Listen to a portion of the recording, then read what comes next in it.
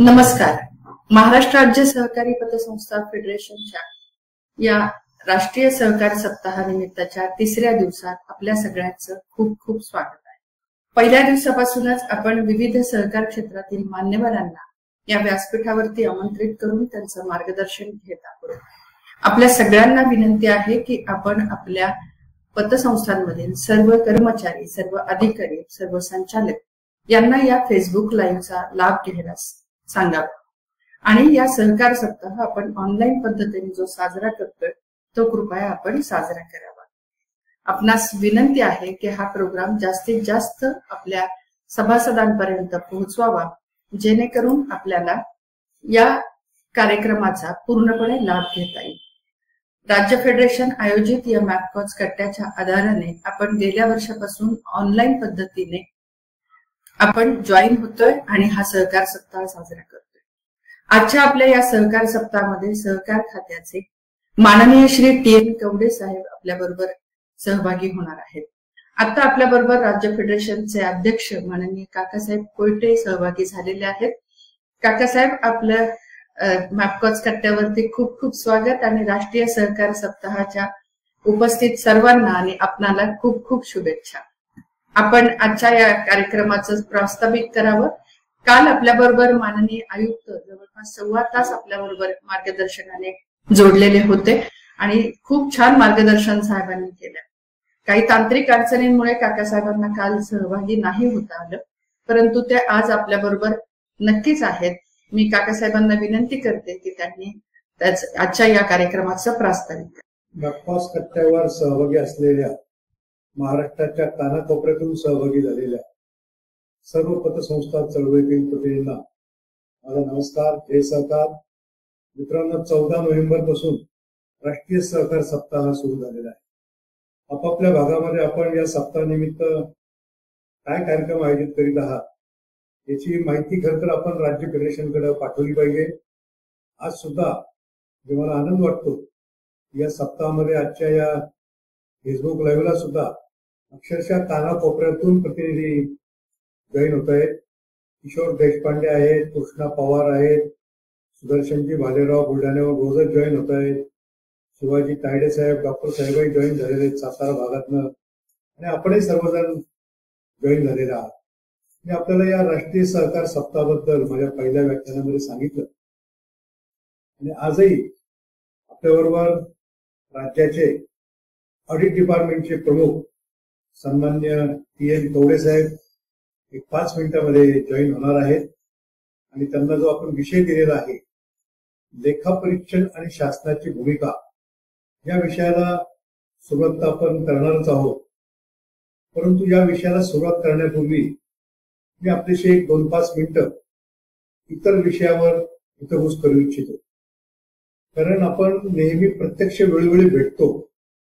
गेल्या 1.5-2 वर्षामध्ये याच्यामध्ये खंड पडलेला आहे. आपण फार वेळा भेटू शकलो नाही, तरी सुद्धा वेगवेगळ्या माध्यमातून, विशेषतः व्हिडिओ कॉन्फरन्सिंगच्या माध्यमातून, फेसबुक लाईव्हच्या माध्यमातून आपल्याशी पूर्वीपेक्षा जास्त संपर्क ठेवलेला आहे असं म्हटलं तर काही वावगं होणार नाही. प्रत्यक्ष भेटण्यासाठी आपल्याला एखादं सभागृह बघावं लागतं, मांडव टाकावा लागतो, बाहेर मोकळ्या मैदानात कार्यक्रम केला तर आपल्याला पत्र पाठवावी लागतात, आपल्याशी संपर्क साधावा लागतो आणि मोठा खर्च केल्यानंतर आपण सर्वजण एकत्र येऊ शकतो. परंतु या अत्याधुनिक तंत्रज्ञानाच्या माध्यमातून कुठल्याही प्रकारचा खर्च न करता आणि कुठल्याही प्रकारचा फारसा संपर्क पत्रव्यवहार न करता केवळ सोशल मीडियाच्या माध्यमातून आपण सगळेजण एकमेकांशी संवाद साधू शकतो. त्यामुळे या सोशल मीडियाच्या माध्यमातून माझी आपल्याला नम्र विनंती आहे की आपण आपापल्या भागामध्ये या सहकार सप्ताहानिमित्त वेगवेगळे कार्यक्रम आयोजित करावेत. किमान आपापल्या भागातल्या पतसंस्थांना एकत्र करून ध्वजारोहण तरी करावं, सहकाराचा ध्वज तरी फडकवावा. आपण आपल्या भागातले सहकार खात्याचे अधिकारी, सहाय्यक निबंधक असतील, जिल्हा उपनिबंधक असतील, यांना बोलावून छोटासा का होईना सहकार्याविषयी आपला जो काही अभिमान आहे हा आपण प्रत्येकानं आपापल्या गावामध्ये निश्चितपणे दाखवून दिला पाहिजे. आणि मला सहकारी मित्रांनो अभिमान या गोष्टीचा आहे की तुम्हाला आम्हाला जितका सहकार्याचा अभिमान आहे तितका दुर्दैवानं सहकार क्षेत्रामध्ये काम करणाऱ्या इतर विभागांना नाही. बघा तुम्ही, राज्यामध्ये सहकारी साखर कारखानदारी आहे, सहकारी बँकिंग आहे, सहकार विभागाच्या सूतगिरण्या आहेत, मच्छीमार संस्था आहेत, हाऊसिंग सोसायटी तर लाखोने आहे. परंतु कोणीही हा सहकार सप्ताह साजरा करतात असं फारसं ऐकिवात येत नाही. परंतु तुम्ही आम्ही अतिशय उत्साहानं हा सहकार सप्ताह साजरा करतो. राज्य फेडरेशनचे ज्या ज्या ठिकाणी कार्यक्रम असतील आपण लक्षात घ्या, आपण आठवा तो कार्यक्रम शिर्डीमध्ये असेल, मुंबईमध्ये असेल, नागपूरमध्ये असेल किंवा आपापल्या भागामध्ये असेल. सहकाराचा ध्वज फडकवल्याशिवाय आपण आपला कुठलाही कार्यक्रम सुरू करत नाही. आपल्या प्रत्येकाच्या गळ्यामध्ये हे सहकाराची शान, आन आणि वान असलेला हे सहकाराचा दुपट्टा हा आपल्या गळ्यामध्ये आपल्या सर्वांच्या कायम असतो. असे सहकार चळवळीविषयी प्रेम असणारे, अभिमान असणारे आपण या चळवळीतले कार्यकर्ते आहोत आणि याचा मित्रांनो मला निश्चितच अभिमान आहे. मी आणखी एका गोष्टीचा थोडेसाहेब येण्यापूर्वी उल्लेख करू इच्छितो. येत्या 26 नोव्हेंबरला भारताचे सहकार मंत्री सन्माननीय अमित शहा साहेब, भारताचे सहकार मंत्री म्हणताना सुद्धा थोडंसं वेगळं वाटतं मित्रांनो. भारताच्या केंद्र शासनाच्या मंत्रिमंडळामध्ये सहकार खात्याचा नव्यानं समावेश झालेला आहे. आतापर्यंत कधी स्वतंत्रपणे सहकार खातं केंद्र शासनामध्ये नव्हतं. जे कृषी खातं आहे त्याच कृषी खात्याला जोडणं सहकार खातं केंद्र शासनानं ठेवलेलं होतं. त्याच्यामुळे तिला काही फारसं महत्व नव्हतं आणि केवळ मल्टीटेक पतसंस्था या मल्टीटेक रजिस्ट्रारच्या अंडर जात होत्या. अक्षरशः मला आठवतं ज्या वेळी मी त्या दिल्लीच्या कार्यालयामध्ये गेलो त्यावेळी अक्षरशः एक 15x20च्या खोलीमध्ये भारताचा सहकार चालवणारं सहकार खात्याचं कार्यालय ते थाटलेलं होतं. फक्त 3 एक अधिकारी आणि 2 कर्मचारी असं 3 जणांचा स्टाफ त्या ठिकाणी होता. परंतु या खात्याला आपल्या पंतप्रधान नरेंद्रजी मोदी यांनी स्वतंत्र दर्जा दिला आणि स्वतंत्र दर्जा देऊन सहकाराचं महत्व हे निश्चितच रेखांकित केलेलं आहे. सहकाराचं महत्व वाढवलेलं आहे आणि असे नरेंद्र मोदींनी ज्यांची या सहकार खात्याच्या मंत्रीपदी निवडणूक केली सन्माननीय अमित शहा साहेब यांचं महाराष्ट्रामध्ये आगमन होत आहे. पुण्यामध्ये वैकुंठभाई मेहता प्रशिक्षण संस्थेमध्ये त्यांचे काही कार्यक्रम आहेत. त्यानिमित्ताने आपण देखील महाराष्ट्रातल्या पतसंस्थांची काही प्रश्न घेऊन त्यांच्यासमोर जाणार आहोत. त्यासाठी माझी आपल्याला नम्र विनंती आहे, आपले जे काही प्रश्न आपल्याला सन्माननीय अमित शहांसमोर मांडावे असं वाटत असेल ते प्रश्न आपण येत्या 2 दिवसामध्ये राज्य फेडरेशनकडे पाठवावेत. अर्थात आपले जे काही प्रश्न आहेत ते केंद्र शासनापेक्षा महाराष्ट्र शासनाशी संबंधित आहेत. तरी सुद्धा केंद्र शासनाशी संबंधित जे काही आपले प्रश्न आहेत, आपला आयकराचा प्रश्न असेल, आयकर आपल्याला माफ आहे. सेक्शन 80P प्रमाणे सर्व सहकारी संस्थांना आयकरामधून केंद्र शासनानं माफी दिलेली आहे. परंतु तरी सुद्धा आयकर विभागाचे अधिकारी आपल्याला इन्कम टॅक्सच्या नोटिसा पाठवतात, इन्कम टॅक्सची आपल्याकडे मागणी करतात. याची आपल्याला अमित शहांकडे मित्रांनो दाद मागायची आहे. त्याप्रमाणे आपल्याला पूर्वीपासून आपली भूमिका होती की आपल्याला निगोशिएबल इन्स्ट्रुमेंट ऍक्ट चेकचा जो हे आहे, चेक आपल्या संस्थांना चेकचा कायदा आपल्याला लागू करावा, तो आतापर्यंत झालेला नाही. परंतु ही मागणी मित्रांनो मला वाटतं आता आपण काही करू नये, कारण चेकचं महत्व हे दिवसेंदिवस कमी होत चाललेलं आहे. माझं विधान कदाचित थोडंसं धाडसाचं ठरेल, पुढच्या 3 ते 4 वर्षामध्ये चेक हा शब्द बँकिंग मधून कालबाह्य झालेला आपल्याला बघायला मिळेल. तसा डिमांड ड्राफ्ट हा शब्द आपल्याला कुठे आता ऐकायला मिळतो का, तसा चेक हा शब्द सुद्धा काही दिवसानं कालबाह्य होणार आहे. मग आपल्याला त्यांच्याकडे काय मागायचं आहे, आपल्याला पेमेंट गेटवेचा ऍक्सेस सन्माननीय अमित शहांकडे मागायचा आहे. आणि तो मागितल्यानंतर बँकांच्या आणि आपल्या कामकाजाच्या पद्धतीमध्ये मित्रांनो फारसा बदल राहणार नाही, फारसा फरक राहणार नाही. तुम्हाला बँकांपेक्षा सुद्धा चांगल्या दर्जाचं काम हे आपल्याला निश्चितपणे होऊ शकेल. असो, मांडायला गेलं तर खूप विषय आहे. दररोजच्या आपल्या फेसबुक लाईव्ह मध्ये हे मी वेगवेगळे विषय घेऊन आपल्यासमोर येणारच आहेत. परंतु आणखी 1-2 विषयांकडे मी आपलं लक्ष वेधू इच्छितो की आपली सर्वांची गेली अनेक वर्षापासूनची मागणी आहे की पतसंस्थांच्या ठेवींना विमा संरक्षण मिळालं पाहिजे. या बाबतीत सुद्धा अमित शहा साहेबांकडे आपल्याला आपले मुद्दे मांडायचे आहेत. परंतु या आठवड्यात पुन्हा आपण शरद पवार साहेबांची भेट घेतली आणि शरद पवार साहेबांनी सुद्धा यामध्ये आपले सहकार मंत्री बाळासाहेब पाटील यांच्याशी संवाद साधलेला आहे आणि सन्मान्य बाळासाहेब पाटील, सन्मान्य आपले सर्वांचे नेते शरद पवार साहेब आणि राज्य फेडरेशनचे पदाधिकारी यांची एक संयुक्त बैठक होऊन त्यामधून आपला फळ विमा संरक्षणाचा प्रश्न सुद्धा मित्रांनो नक्कीच मार्गी लागेल अशा प्रकारची अपेक्षा आपण सन्मान्य शरद पवार साहेबांकडे करूया. आणखी एक दोन विषयाकडे कवडे साहेब येईपर्यंत मी आपलं लक्ष वेधू इच्छितो की आपल्याला कल्पना असेल की गेल्या आठवड्यामध्ये एमएससी बँक महाराष्ट्रातल्या सहकारी बँकांची, सहकारी पतसंस्थांची सुद्धा शिखर संस्था असलेल्या एमएससी बँकेचा 110वा वर्धापन दिन होता आणि त्यावेळेस एका व्यासपीठावर सन्मान्य शरद पवार साहेब सुद्धा होते आणि सन्मान्य नितीनजी गडकरी सुद्धा होते. त्यांच्या उपस्थितीमध्ये आपण आणखी एक प्रश्न मांडला, विशेषतः नितीन गडकरींसमोर, की आम्हाला गुंतवणुकीला सध्या चांगला पर्याय सापडत नाही. पतसंस्थांना जी काही SLR ची गुंतवणूक करावी लागते, स्टॅट्युटरी लिक्विडिटी रेशो जो 25% आपल्याला मेंटेन करावा लागतो, तो मेंटेन करण्याकरता जे काही सहकार खात्यानं आपल्याला बंधनं घालून दिलेल्या आहेत, विशेषतः शेड्यूल्ड कोऑपरेटिव्ह बँकांमध्ये, जिल्हा मध्यवर्ती बँकांमध्ये आपल्याला ही गुंतवणूक करावी लागते. तर महाराष्ट्रातल्या शेड्यूल्ड कोऑपरेटिव्ह बँकांबरोबर अनेक जिल्हा मध्यवर्ती बँका सुद्धा अडचणीत आलेल्या आहेत. तेव्हा आपण आपली गुंतवणूक कुठे करायची हा फार मोठा प्रश्न, फार मोठा प्रॉब्लेम आपल्या सर्वांसमोर आलेला आहे. आणि हा प्रश्न ज्यावेळेस नितीन गडकरी साहेबांसमोर मी मांडला, शरद पवार साहेब सुद्धा त्या ठिकाणी होते, नितीनजी गडकरींनी त्या सभेमध्ये जाहीर केलं की त्यांचं जे काही रस्ते विकास महामंडळ आहे केंद्र शासनाचं, त्याच्यामध्ये आपण आपली गुंतवणूक करू शकता. सन्मान्य कवडे साहेब सुद्धा जॉईन झालेले आहेत. नितीनजी गडकरींनी रस्ते विकास महामंडळ जे आहे त्यामध्ये जर पतसंस्थांनी गुंतवणूक केली 7% परतावा देण्याचं सन्मान्य नितीनजी गडकरी साहेब यांनी जाहीर केलेलं आहे. त्या भूमिकेचं सुद्धा मित्रांनो आपण सर्वांनी स्वागत केलं पाहिजे. अर्थात ही गुंतवणूक करायला सहकार खात्याने आपल्याला परवानगी दिली पाहिजे.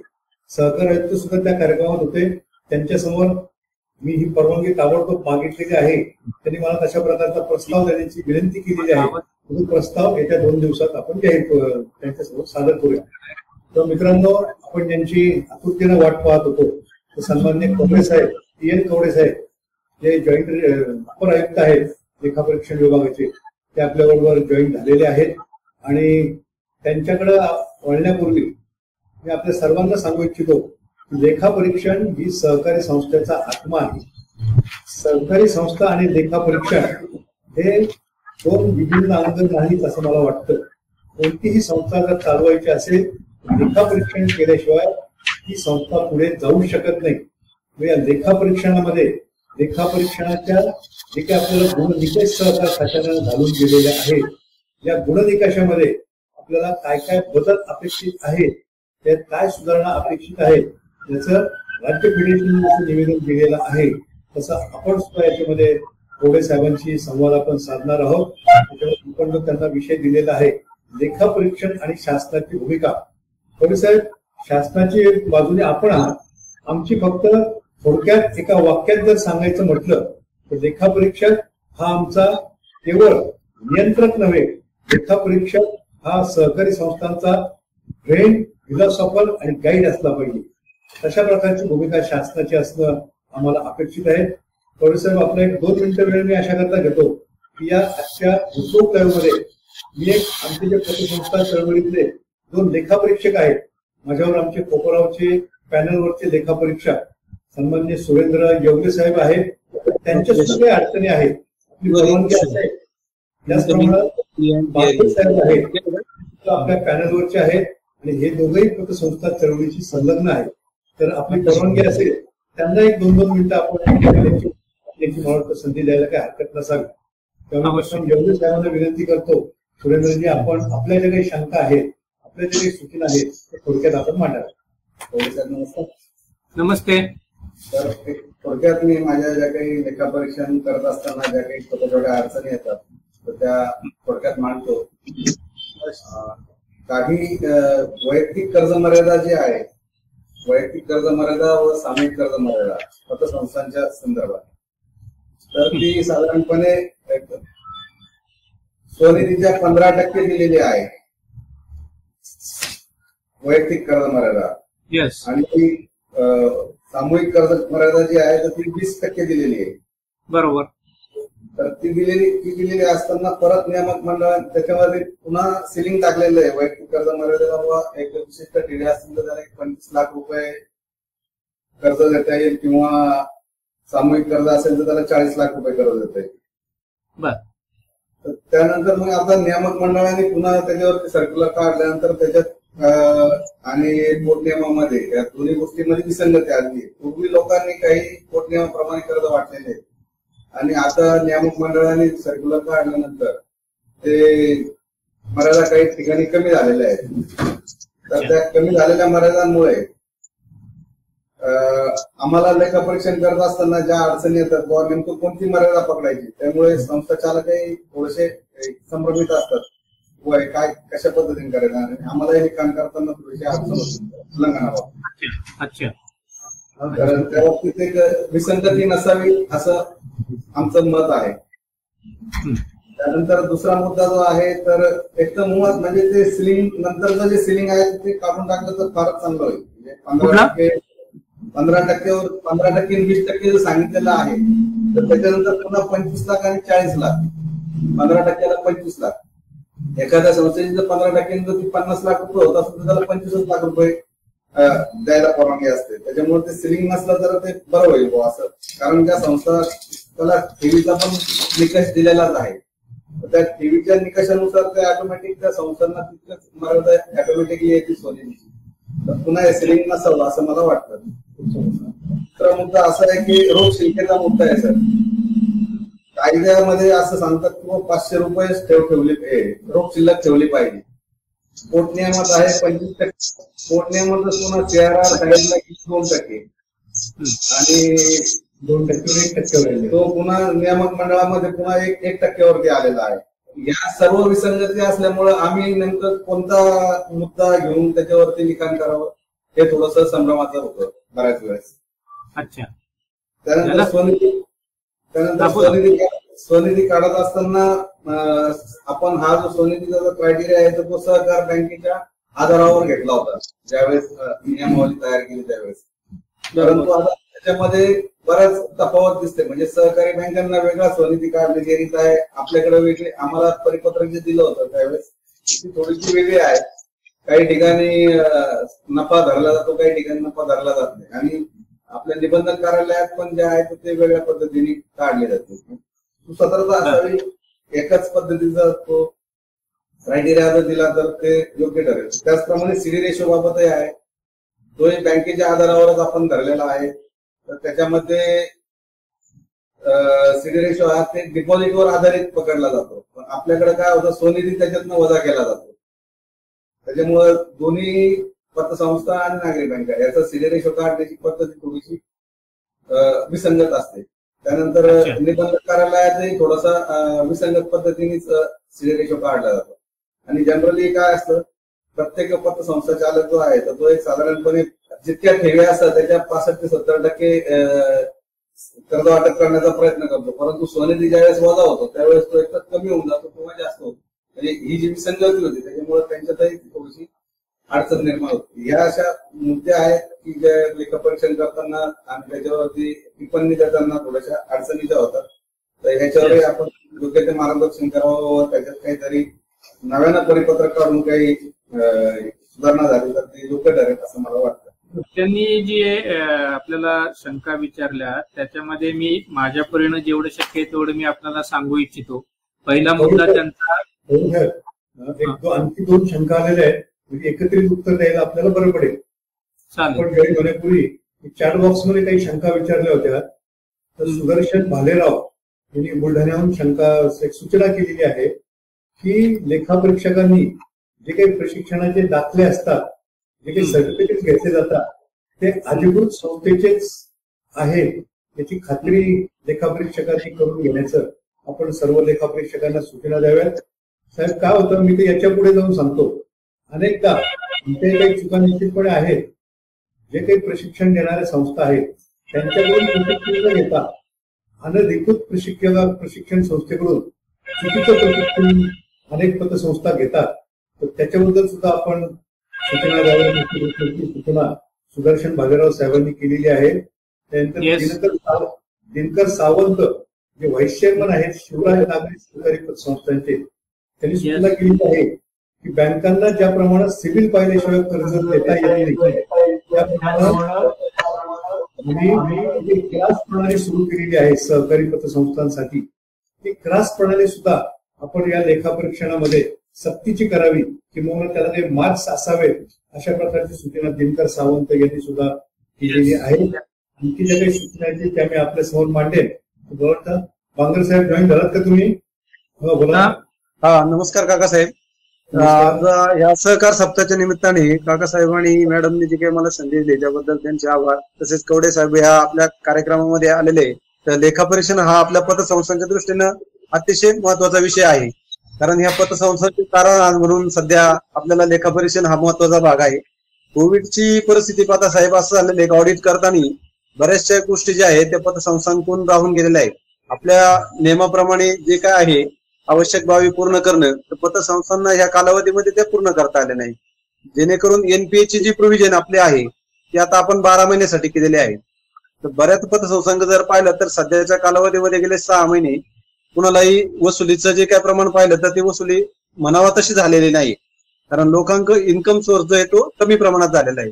तर याच्यामध्ये काही आपल्याला वाढ करता येते का 18 महिने इतकी, तर ते एक आपलं अपेक्षित आहे.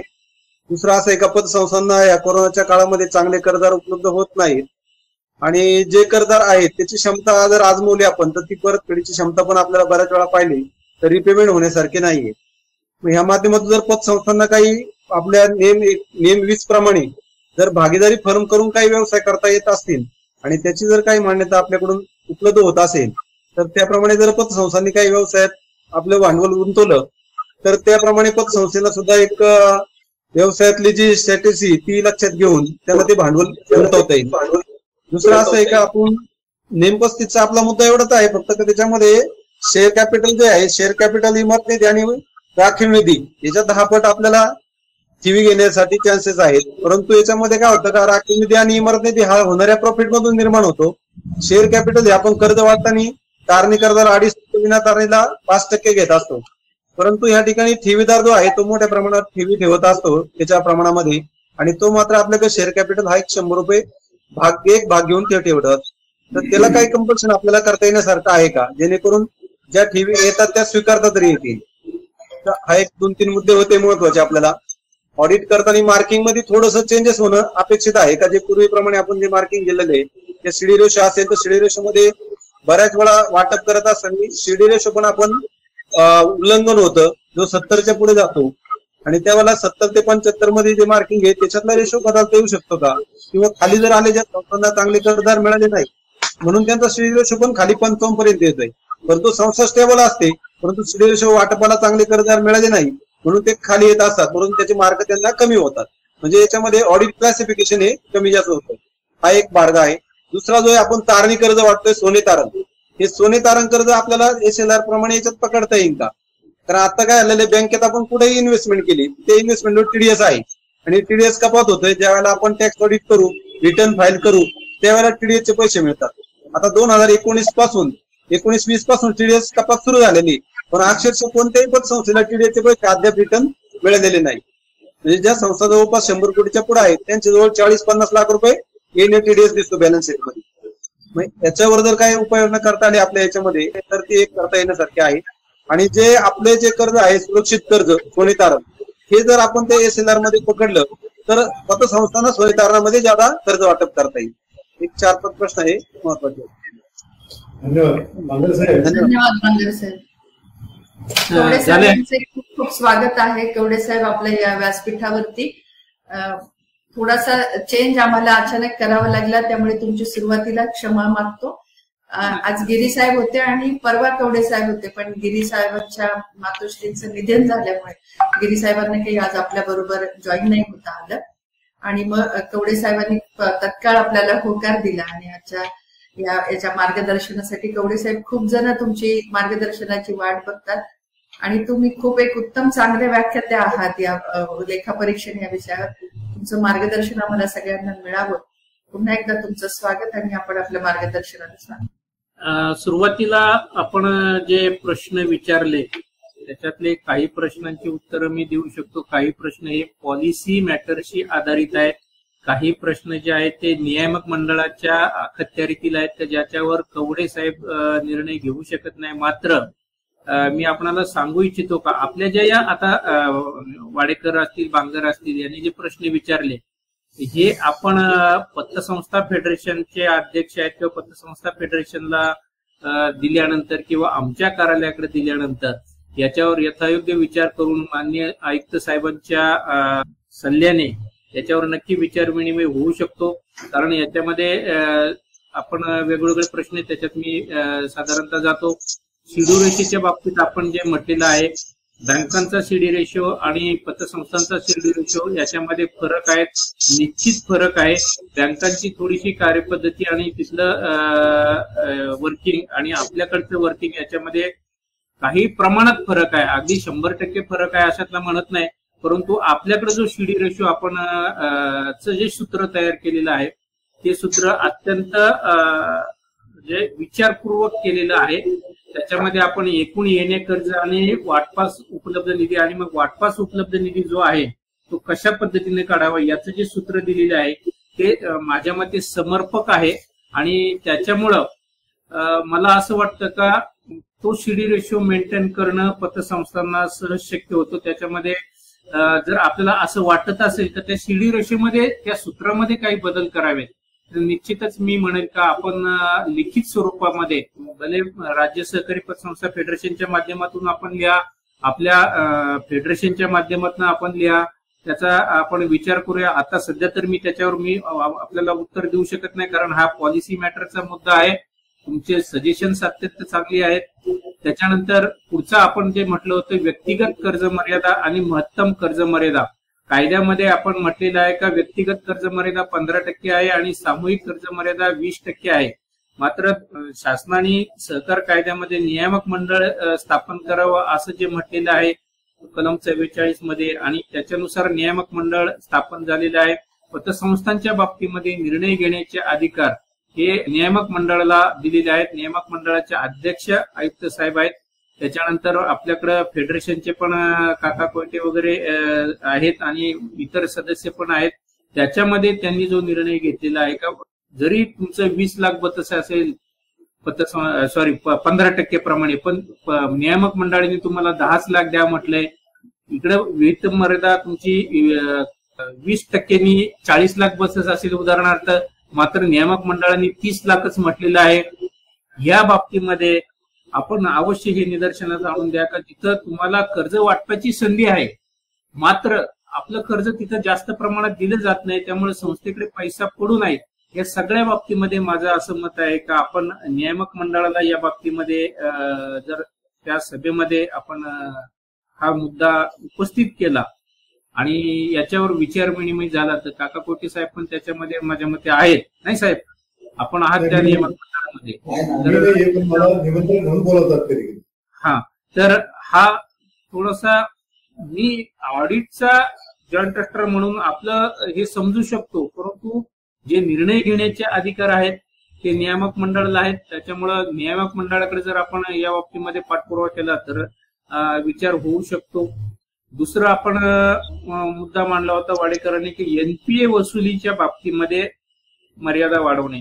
मागच्या वर्षी आपण 20-21च्या साठी का 9 महिन्याचे 12 महिने केलेले होते. पहिल्या याच्यासाठी 12 महिने झाल्यानंतर एनपीए मध्ये कर्ज ते येणार होतं. त्याच्यानंतरचे जे सब स्टँडर्ड आणि डाऊटफुलची आपण वयोमर्यादा ती वाढवलेली नव्हती.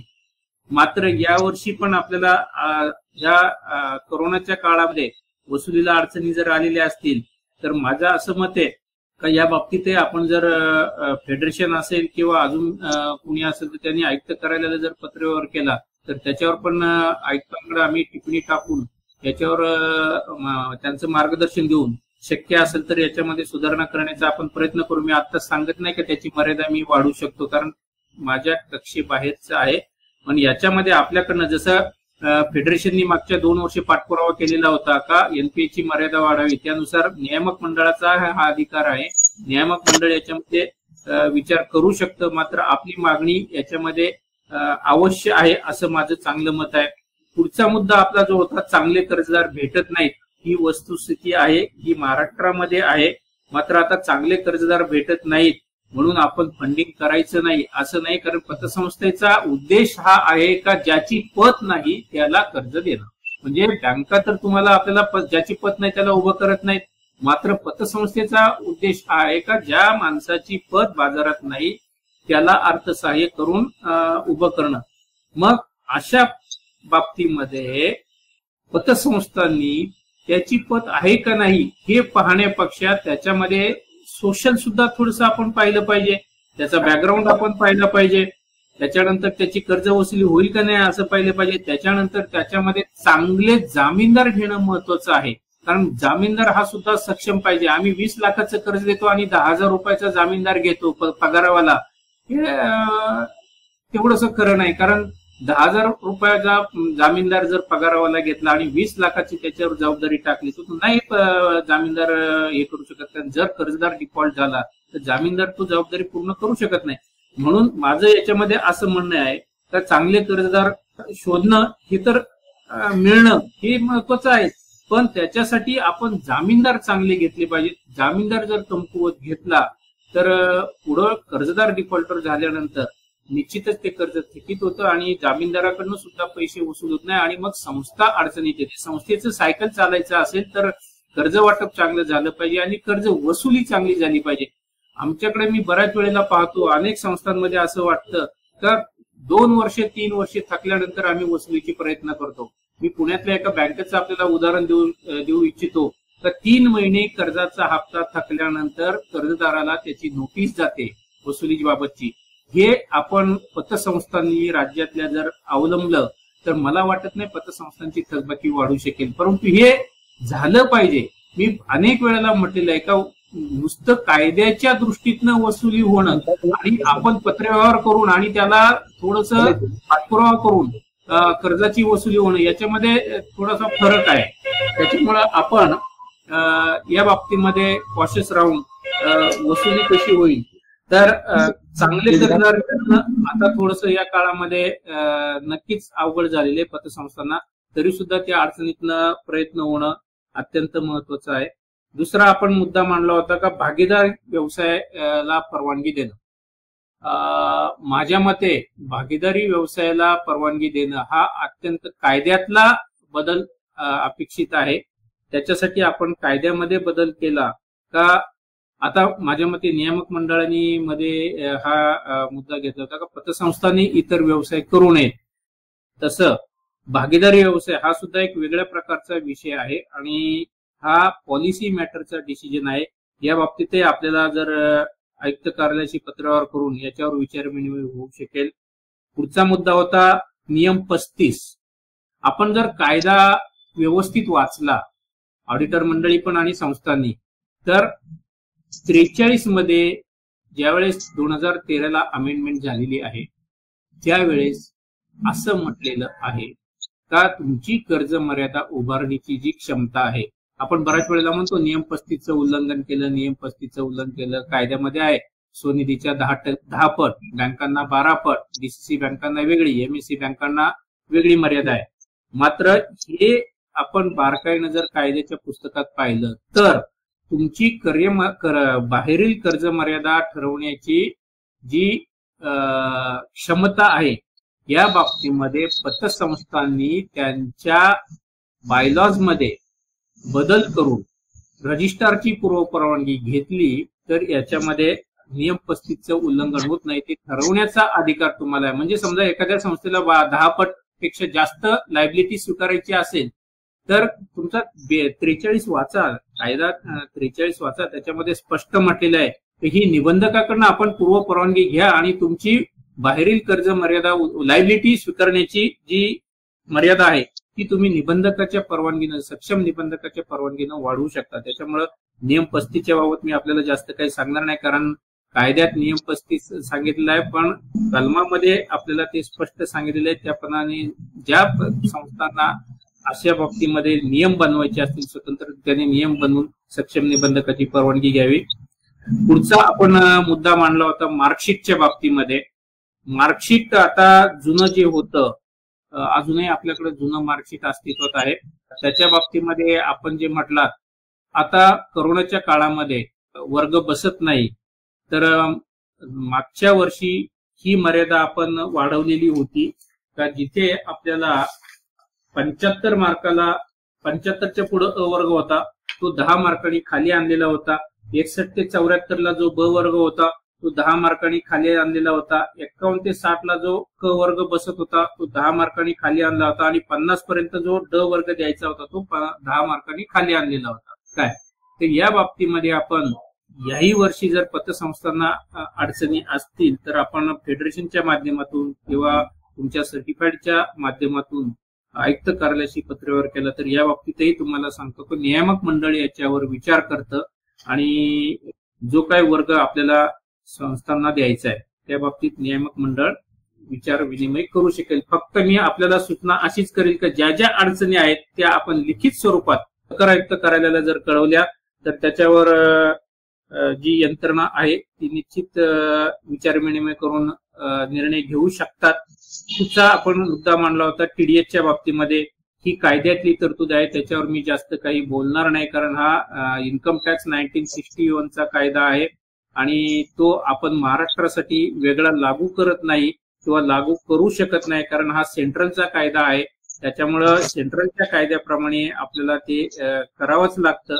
त्याच्यामुळे त्याच्यात मी जास्त काही बोलणार नाही. टीडीएस जो कापला जातो त्याचे असेसमेंट झाल्यानंतर आपल्याला त्याचा रिफंड मिळतो, तोपर्यंत तुम्हाला तो ऍसेट साईडला येणे दाखवावं लागतं, त्याला दुसरा पर्याय नाही. मग आपल्याला याच्यासाठी केंद्राकडे पाठपुरावा करावा लागेल वेगळ्या पद्धतीनं. तर दुसरं आपण सोने तारण्याच्या बाबतीमध्ये एक मुद्दा मांडला होता ते एसएलआर साठी पकडावं. तर चांगली सूचना आहे. सोने तारणाचे जे कर्ज व्यवहार आहेत आणि त्याच्यावर तुम्ही एसएलआरचा जो मुद्दा मांडला होता तोही मला पटतो. पण आपण हे सगळं मी आज तुमचे प्रॉब्लेम सॉल्व्ह करू शकत नाही. मी फक्त तुम्हाला सजेशन असं करेल का हे नक्कीच विचारार्थ मुद्दे आहेत आणि आपण सजेशन केलेले मुद्दे चांगले आहेत. फक्त या बाबतीमध्ये आपण लिखित स्वरूपामध्ये जर आयुक्त कार्यालयाला काही लिहिलं तर याच्यावर विचार विनिमय होऊ शकतो. आता आपण जे विचारलेले प्रश्न होतो माझ्या मते त्याच्यावर मी माझ्या ज्ञानाप्रमाणे आणि माझ्या कार्यकक्षेप्रमाणे आपलं उत्तर देण्याचा प्रयत्न केलेला आहे. आता मला जो विषय दिलेला होता लेखापरीक्षण आणि शासनाची भूमिका याबाबत आपण चर्चा करूया. आपल्याला माहिती आहे 2013 मध्ये जो सहकार कायद्यामध्ये मोठी सुधारणा झालेली आहे. बऱ्याच वर्षानंतर किरकोळ सुधारणा होतात परंतु 97 घटना दुरुस्ती ज्यावेळेस केंद्रामध्ये आली आणि त्या अनुषंगाने जी सुधारणा झाली त्यामुळे सहकार कायद्यामध्ये बरेचसे बदल झाले.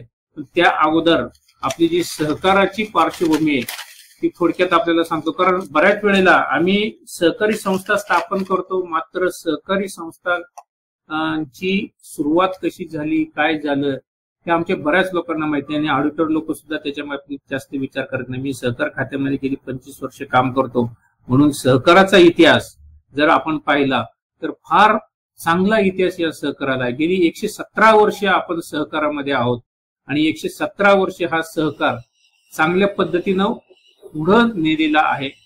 मला असं वाटतं का 117 वर्षामध्ये सहकाराची जेवढी भरभराट झालेली आहे ही महाराष्ट्रामध्ये तेवढी इतर राज्यामध्ये झालेली नाही. कारण महाराष्ट्र एकमेव राज्य असं आहे का त्याच्यामध्ये सहकार आहे. आज आपण पाहिलं तर 1904 ला आपला सहकार कायदा इंग्रजांच्या काळामध्ये अस्तित्वात आलेला होता. त्याच्यानंतर सहकार कायद्यामध्ये जे बदल झाले 1912 ला बदल झाला, 1925 ला बदल झाला आणि 1960 ला बदल सहकार कायदा तयार झाला आणि त्याच्यानंतर 2013 मध्ये बऱ्यापैकी त्याच्यामध्ये सुधारणा झालेली आहे. आपण सगळे सहकार कायद्याचं अवलोकन केलेलं असेल. मला सांगायला आनंद वाटतो का 1905 मध्ये पहिली सहकारी संस्था पतसंस्था ती ही मुंबईमध्ये स्थापन झालेली होती. आपल्याला ज्ञात नसेल मुंबई येथे लल्लूबाई सामळदास मेहता यांनी Bombay provincial cooperative credit society सुरू केलेली होती. सहकाराचा इतिहास आपण जर पाहिला तर त्याच्यामध्ये फार चांगल्या बाबी हे झालेलं. म्हणजे स्वातंत्र्य मिळायच्या अगोदर आपल्या मुंबईमध्ये ही क्रेडिट कोऑपरेटिव्ह सोसायटी सुरू झालेली होती आणि त्यानंतर तिचं रूपांतर कोऑपरेटिव्ह बँकेमध्ये झालं होतं. म्हणजे 1905 ला आपल्याकडं कोऑपरेटिव्ह क्रेडिट सोसायटीची सुरुवात झालेली आहे. हा फार मोठा बदल आहे. आज महाराष्ट्रामध्ये 5,50,00,000 सहकारी संस्थांचे सभासद आहेत आणि 50% लोकसंख्या आज आपल्याकडे सहकारामध्ये सामील झालेली आहे. म्हणजे महाराष्ट्रामध्ये 50% लोकसंख्या एका संघटनेकडे आकर्षित होणं, याच्यातनं आपण सहकाराचं अस्तित्व आणि सहकाराचं महत्व जाणून घेऊ शकतो. आणि फेडरेशन सारखी आपली जी संस्था आहे आज 20,000 संस्थांचं प्रतिनिधित्व आपली महाराष्ट्र राज्य सहकारी पतसंस्था करते आणि त्या माध्यमातून काका कोटेंचं कामकाज, त्यांचे सीईओ असतील, त्यांचं एवढं भरीव कामकाज आहे का पतसंस्थांना मार्गदर्शन करणे, वेगवेगळ्या अडचणी सोडवणे, शासकीय पातळीवर असतील, आयुक्त पातळीवर असतील, इतर पातळीवरच्या असतील. मी पाहतो काका कोटे साहेबांचा इतका त्याच्यामध्ये सहभाग आणि तळमळीने ते काम करतात. खरोखर या वयामध्ये ते तरुणाला लाजवल असं काम ते करतात. त्यांचं मी अभिनंदन करतो. आज त्यांनी मला या सहकार सप्ताहाच्या निमित्तानं आपल्याशी संवाद साधण्याचा जो योग आणून दिला त्याबद्दल पतसंस्था फेडरेशनचे अध्यक्ष काका कोटे, त्यांच्या सीईओ असतील लवांडे मॅडम, त्यांचं मी आभार मानतो. पुढे आपल्याला 2013 मध्ये जो बदल झाला तो महत्वाचा बदल फार मोठा आहे का सहकारी संस्थांना लेखापरीक्षणच्या बाबतीमध्ये लेखापरीक्षक नेमण्याचे अधिकार दिले गेले.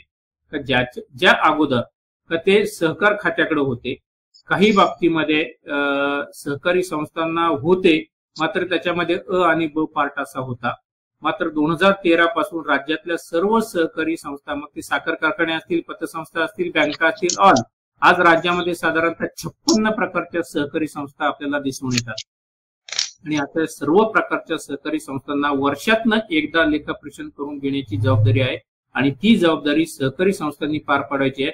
मित्र, आजही मी आपल्याला सांगू शकतो का राज्यामध्ये ज्या 2,00,000 पेक्षा जास्त संस्था आहेत त्याच्यापैकी 50% पेक्षा जास्त संस्था या हाऊसिंग टाईपच्या संस्था आहेत. आणि आपल्या वित्तीय संस्थांमध्ये 450 बँका आहेत, 20,000 पतसंस्था आहेत आणि 20,000 साधारणतः विविध कार्यकारी संस्था आहेत. आणि ज्या उर्वरित संस्था आहेत त्या इतर प्रकारच्या संस्था आणि 50% पेक्षा जास्त या हाऊसिंग संस्था आहेत. त्याच्यामुळं जिथं सहकार चांगल्या पद्धतीनं रुजवला जातो तिथं आपल्याकडे पतसंस्थांचा वाटा साधारणतः 20% आहे, 10% आहे. आणि माझं असं मत आहे का आजही राज्यामध्ये पतसंस्था चळवळीला चांगलं कामकाज करता येतं. पतसंस्था चळवळीच्या माध्यमातून संपूर्ण राज्यामध्ये आपल्या गरजू व्यक्तींच्या गरजा भागवल्या जातात, चांगल्या पद्धतीनं कर्ज वाटप केलं जातं आणि पतसंस्थांची वसुलीही चांगल्या पद्धतीने होते. फक्त खेदानं आता मला म्हणावं लागतं का काही प्रमाणामध्ये आज सहकाराकडे पाहण्याचा दृष्टिकोन पब्लिकचा थोडासा बदललेला आहे. कारण सहकाराला काही मंडळी गालबोट लावतात. हे गालबोट लागल्यानंतर त्यामधनं एका संस्थेचं नुकसान होत नाही, संपूर्ण त्या व्यवस्थेवर त्याचा परिणाम होतो. म्हणून माझी अशी एक विनंती आहे फेडरेशनच्या माध्यमातून पण आपण कोटे साहेब परिमार्जन सर्व संस्थांचं करावं का आपल्या संस्था सुरळीत आणि पारदर्शकपणे कशा चालल्या जातील. त्यांना सभासदांचं अस्तित्व टिकवायचं असेल तर त्यांचे व्यवहार पारदर्शक कसे चालले जातील याकडे पतसंस्था फेडरेशननी पाहणं आवश्यक आहे. तसंच त्याच्यामध्ये सहकार खात्याचा सुद्धा फार मोलाचा वाटा आहे. सहकार खात्याचं सुद्धा योगदान त्याच्यामध्ये आहे. सहकार खात्याने वेळी जर चांगल्या पतसंस्थांना मदत केली आणि ज्या अडचणीतल्या पतसंस्था आहेत त्यांच्यावर जर कारवाई करून त्यांना प्रभावात आणलं तर मला वाटतं या महाराष्ट्रातली चळवळ अजूनही चांगल्या पद्धतीने चालू शकेल असं मला आत्मविश्वास आहे. आणि ते होऊ शकतं, परंतु त्याच्या मागं आपली इच्छा, आपली प्रबळ इच्छा असणं महत्वाचं आहे. आणि तेही मी महत्वाचं म्हणन का मी एखादी पतसंस्था उभारली आणि ती पतसंस्था मी नेकीनं चालवली, कारण मी फक्त विश्वस्त आहे, बाकी मालक आमचे सभासद आहेत. आणि त्या सभासदांचा विश्वास आमच्यावर संपादन करायचा असेल तर मी पारदर्शकपणे काम करणं फार महत्वाचं आहे. आणि पारदर्शकपणे जर काम केलं नसेल तर निश्चितच आपण पाहतो, आज पेपरला बातम्या होतो, पतसंस्थांमध्ये ज्या गडबडी होतात त्या एका दिवसात होत नाहीत आणि अनेक वर्षे ते पोखरलं जातं आणि नंतर ते अगदीच गळ्यापर्यंत आल्यानंतर त्याला कुणीही वाचू शकत नाही. याच्यासाठी मी म्हणतो का पतसंस्थांना जे अधिकार दिलेले आहेत लेखापरीक्षक नेमणुकीचे, अशा पतसंस्थांनी नेमलेला लेखापरीक्षक हा हुशार असावा, त्याला सर्व बाजूनी त्याचं ज्ञान असावं आणि तो त्या संस्थेचं पारदर्शकपणे लेखापरीक्षण करणारा असावा. आज मी बऱ्याच लेखापरीक्षकांचं ऐकतो, कारण मी बऱ्याच ठिकाणी लेक्चर देतो. सर्टिफाईड ऑडिटरच्या असोसिएशनच्या माध्यमातून मी ऑनलाईन ऑफलाईन लेक्चर देतो. तर मला असं ऐकायला मिळतं की साहेब, संस्था सांगतील तसा ऑडिट रिपोर्ट आम्हाला लिहावा लागतो. अरे बाबा, संस्थेने तुझी नेमणूक केलेली आहे म्हणून संस्थेचा तू आपण काय म्हणतो त्याला नोकर झालेला नाही, तू त्या संस्थेचा इन्स्पेक्टिंग ऑफिसर आहे, बरोबर आहे. आणि ती संस्थेचं लेखापरीक्षण तुला करायचं असेल तर ते सभासदांसाठी करायचंय, संचालकांसाठी किंवा एका चेअरमनसाठी तुला करायचं नाही. आज तुमच्यावर सर्व सभा आणि शासनाचा हा हेतू अगदी साध्य आहे. मला वाटतं आहे का 2013 मध्ये जो बदल केला का सर्वसाधारण सभेमध्ये लेखापरीक्षकाची नेमणूक करणं म्हणजे सभासदांवर जो विश्वास टाकलेला आहे आणि त्याच्याही पेक्षा आपल्या लेखापरीक्षक मंडळीवर, प्रमाणित लेखापरीक्षक मंडळीवर जो विश्वास टाकलेला आहे शासनाने, तो जर साध्य करायचा असेल तर आपल्याला प्रामाणिकपणे, निस्वार्थीपणे आणि पारदर्शकपणे जर काम करायचं असेल तर ही फार मोठी संधी आहे. आणि या संधीचं सोनं जर तुम्ही केलं तर मला वाटत नाही या राज्यातली एकही पतसंस्था अडचणीत येऊ शकेल. कारण कोयटे साहेबांनी मागाशी सांगितलं auditor is friend, philosopher and guide. मग मी असं म्हणेल का ऑडिटरनी फक्त फ्रेंड नसावं, ऑडिटरनी फक्त फिलॉसॉफर नसावं, ऑडिटरनी गाईड असावं. आज मी अनेक प्रकारचे ऑडिट रिपोर्ट पाहतो कोयटे साहेब, का त्या रिपोर्टमध्ये आमच्याकडे फ्रेंडच फक्त लक्षात येतो, गाईड लक्षात येत नाही, फिलॉसॉफर लक्षात येत नाही. मग फिलॉसॉफरची व्याख्या काय, गाईडची व्याख्या काय हे आम्ही विसरून जातो आणि पतसंस्थेने हे करावं ते करावं ते करावं. आणि बाबा त्याच्यामध्ये तुम्हाला काय अडचणी आलेल्या आहेत त्या स्पष्ट लिहा. आता एक उदाहरण दाखल, कलम 70 आणि नियम 54 प्रमाणे राखीव निधीची गुंतवणूक करणं अपेक्षित आहे. अरे अपेक्षित आहे म्हणजे याच्या पाठीमागे तुला काय लिहायचंय बाबा ऑडिटरला? केलेली नाही म्हणायचे, काय म्हणायचे? नुसतं आपण एखाद्या कबड्डीच्या ग्राउंडवर पाहिलं असेल तर त्या बाउंड्रीला शिवून आल्यानंतर मार्क मिळतात, म्हणजे बाउंड्री क्रॉस केल्यावर मार्क मिळतात, क्रॉस केली नाही तर बोनस गुण मिळत नाही. आम्ही ऑडिटर मंडळी बोनस गुण मिळवायच्या प्रयत्नातच नाही, आम्ही फक्त बाउंड्रीच्या अलीकडे कबड्डी कबड्डी करून परत येतो. आणि मग कोयटे साहेब म्हटले गाईड काय आहे, कुठे गेला गाईड? गाईड झालं पाहिजे, आम्ही फ्रेंड्स पेक्षा गाईड झालं पाहिजे. आज ऑडिटरची भूमिका मी पाहतो फक्त फ्रेंड्सची आहे. आणि फ्रेंड्स झाल्यानंतर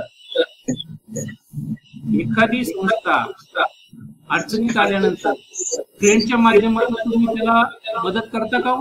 नाही करत. कदाचित कुणी करत असेल, मग तिथं जर तुम्ही गाईड झालात, शासनाची भूमिका हीच आहे याच्यामध्ये. मग आमचा ऑडिटर हा पतसंस्थांचा नव्हे, संपूर्ण सहकारी संस्थांचा गाईड पाहिजे, बरोबर आहे. त्या गाईडच्या माध्यमातून त्यांनी सूचना केल्या पाहिजेत, त्यांचे दोष निदर्शनाला आणले पाहिजे आणि त्यांनी काय करायला पाहिजे हे लक्षात आलं पाहिजे. ऑडिटरचं काम एवढंच नाही का फक्त दोष दाखवणे, नक्कीच नाही. ऑडिटरनी संस्थेने ज्या चांगल्या बाबी आहेत त्याची प्रशंसा पहिल्या पानावर केली पाहिजे, प्रशंसा केली पाहिजे. अनेक संस्था चांगल्या प्रकारचं काम करतात, परंतु आम्ही ते निदर्शनास आणून देत नाही. अरे तुम्हाला पाठीवर शाबासकीची थाप मारायला काय प्रॉब्लेम आहे? तुम्ही करा. हे जर केलं तर संस्थेला हुरूप येतो. आम्ही फक्त संस्थेचे दोष दाखवणार, दोष दाखवू नका. दोष अवश्य दाखवा, पण दोष दाखवताना त्यांनी जे चांगलं काम केले त्याचं गुणगान करा.